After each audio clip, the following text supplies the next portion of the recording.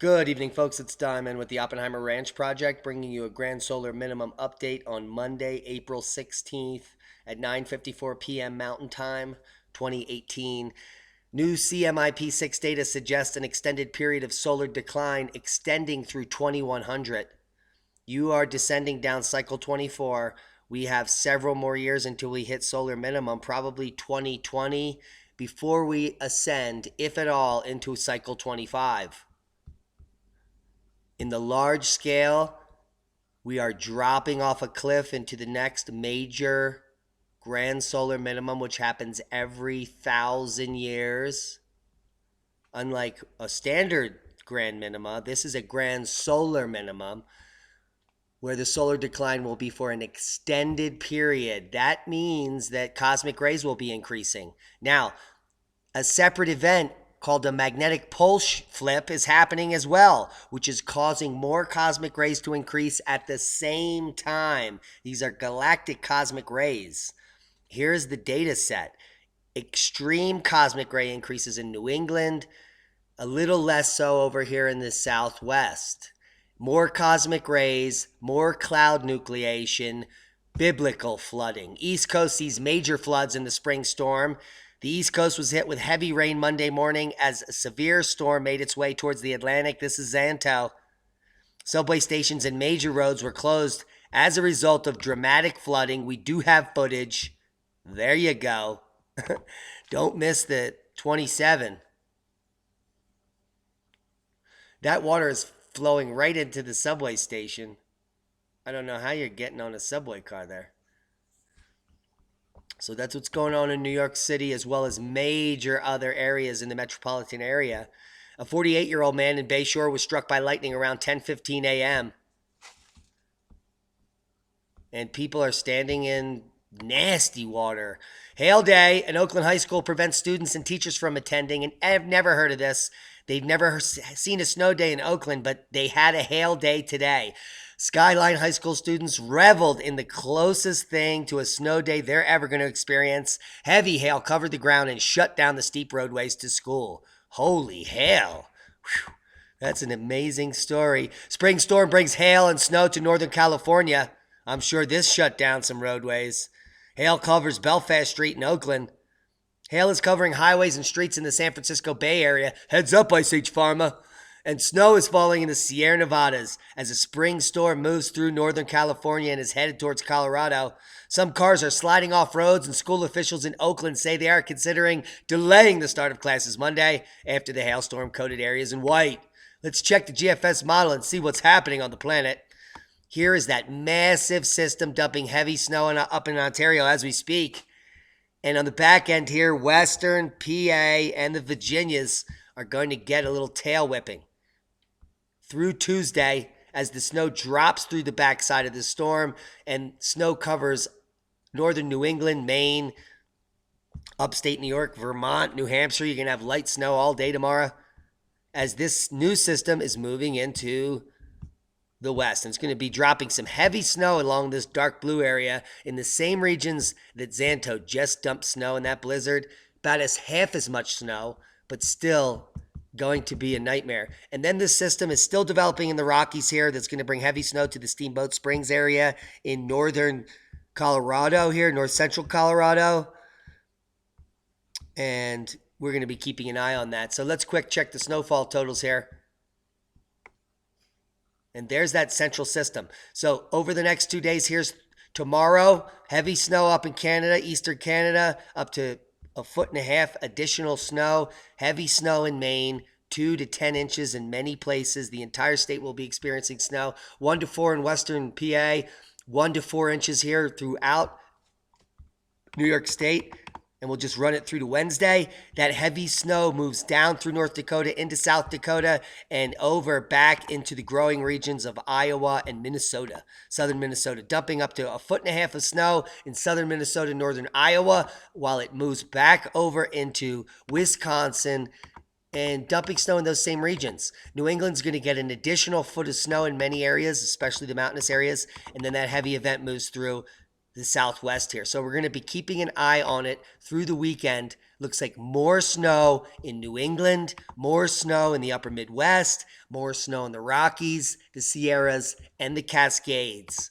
It's a grand solar minimum pattern, folks. We have freeze and frost warnings throughout the central east mid-Atlantic here, all the way out into Kentucky. We're talking Tennessee, most of Tennessee, central Missouri. We have the high wind warnings here, and there are fires burning throughout Oklahoma currently and Arkansas. Here, wildfire destroying multiple homes in Searcy County, Arkansas. We're going to go check out what's going on in Tomahawk Township, Arkansas, because the winds are relentless. Oklahoma wildfires killing 2 people, and the threat continues. You'll get links to all this. Quickly will come to Knoll School. You can see the fires in question are massive, and the winds are prevailing. They're blowing hard on these fires. Here are the Oklahoma fires and the Texas fires. And it seems like the entire planet is lit on fire down here in Mexico. We're at 2.5 micron dust here over at Knoll School. And there's something interesting happening here down in the Delmarva Peninsula.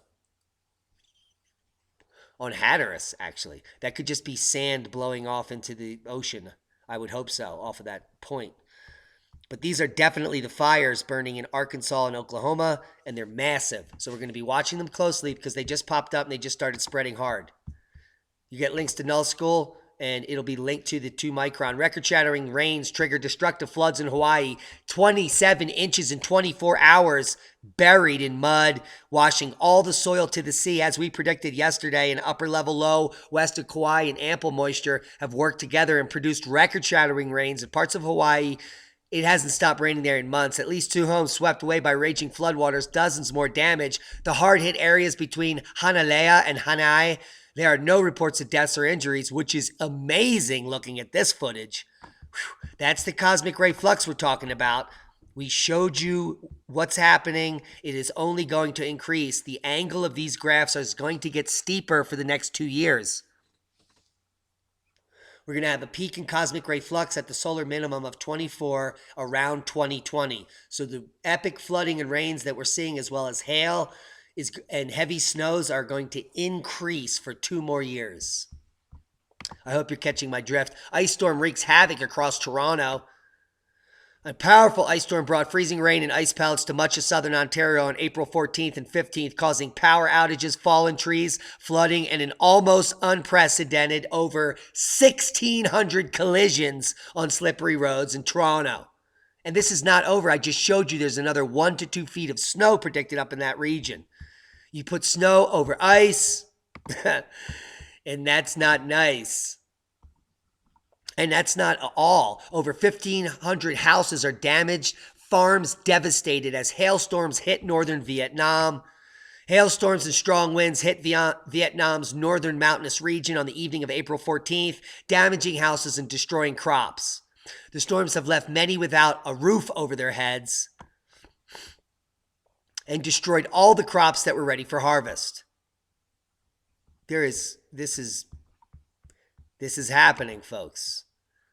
Some residents were forced to spend the night out in the open. The province's disaster control said a large area of cornfields and orchards in the province was damaged. The hailstorm crushed most of the corn and about 70 hectares of plum trees that were near the harvest time, dropping their fruit prematurely. Seedlings at tree nurseries were also severely damaged. Put it on the map, Christian. This is another one for the Crop Loss Wiki over at Ice Age Farmer. Let's do a quick seismic update. We're about to do a radio show. That's why I'm doing this show so early. We had some major activity, 5.5, an uptick over here in a 5.1. As predicted yesterday, we predicted an uptick in this region because of the 3 blot echoes occurring in the last 24 hours. Now, 48 hours ago, and in the last 24 hours, we've had 2 higher magnitude quakes in that region. And that's how you do Claude Blot energy earthquake forecasting. No other quakes of note. Some minor activity in California, probably rattling some nerves. 3.8 here in Alum Rock. We have a 3.8, 15 kilometers northwest of Grapevine. And up here in Nebraska, 3.1 in Stapleton could be set off by deep well injection of toxic waste 4 kilometers beneath your feet.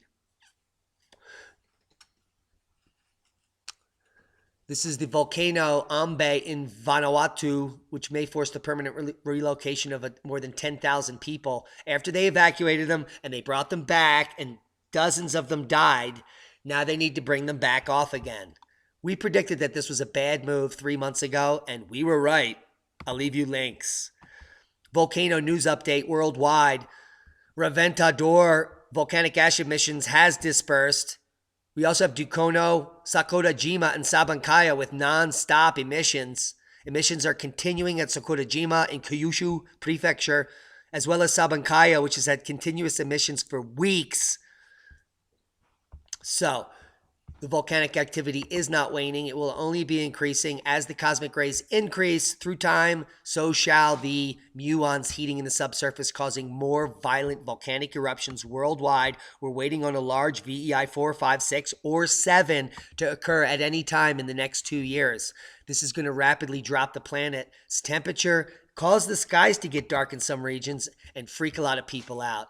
Now, let's talk about fun things. The Lyrid meteor shower is coming to a sky near you this weekend. Heads up, go out there. It's April 22nd is the peak.